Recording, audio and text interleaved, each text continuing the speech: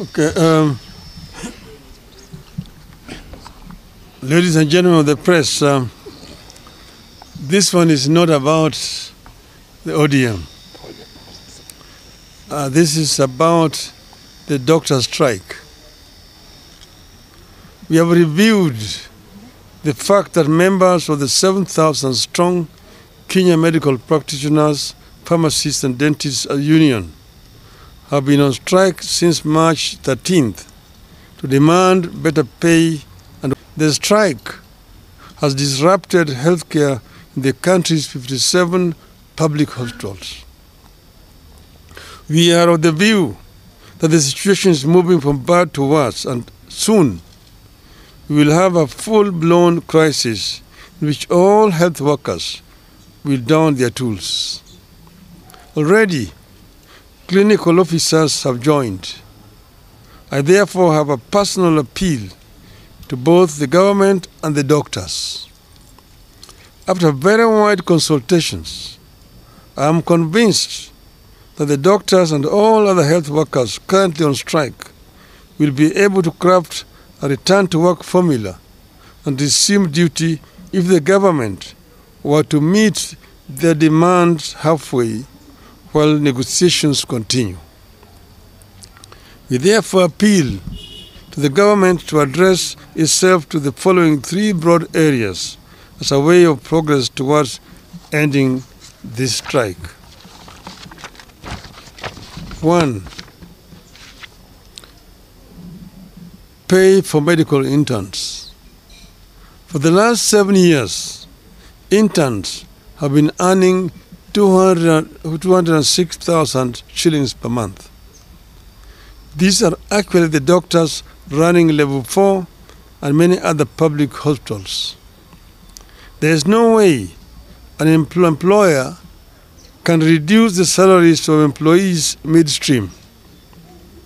That distorts everything in the life of the employee. I therefore ask the government to reinstate the 206,000 shilling pay for interns until the next CBA negotiation, which is around the corner, kicks in. During that next round of negotiations, both parties will put their cases on the table for consideration. 2. Fees and salaries for doctors pursuing further studies. Counties are supposed to pay salaries of doctors who are enrolled for further studies like master's degree, while the Ministry of Health is supposed to pay fees. My understanding is that while counties have kept their side of the arrangement, the Ministry of Health has failed to do so since 2018. As a result, a number of doctors cannot complete their studies and graduate because of fees owed. And as they retake courses, counties have stopped their salaries because those doctors have overstayed in the college. I urge the Ministry of Health to immediately engage the doctors and their learning institutions with a view to clearing the fee balances and enable the doctors to complete their studies. The ministry must also engage counties to resolve the issue of pay for doctors who have overstayed in the college through mistakes not of their own making. The ministry should also work out a plan for paying stipends to doctors who forego county salaries and ministry fees and privately fund their higher education while offering services in public hospitals. Such hustles should be supported. 3. Address the problem of doctors on contract. I have been shocked to learn that some of our high-end hospitals are hiring doctors on as short as a month, 2-month or 3-month contracts. This is wrong.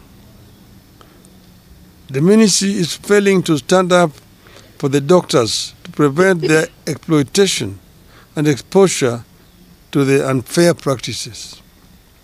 This ministry must lay down the rules that ensure fair, respectful, and sustainable labor practices by both the public and private health providers. 4. Equal pay for equal work. Doctors are complaining about a free-for-all system where some employers have the free hand to decide what to pay. The result has been a very unequal system where doctors hired to do the same job experience huge variation in salaries. The medical profession is too important to be managed so casually. The ministry must intervene for the doctors. 5. Procedural termination of services. I have terminated contracts of the doctors for one reason or another to reconsider their actions and engage the doctors. The counties that have done so or are in the process of doing so know themselves. I request them to reconsider their steps. I believe that the above actions, if taken in consultation with the union, will see us avert the crisis that is building up in the health sector and pave ways for less antagonistic engagement.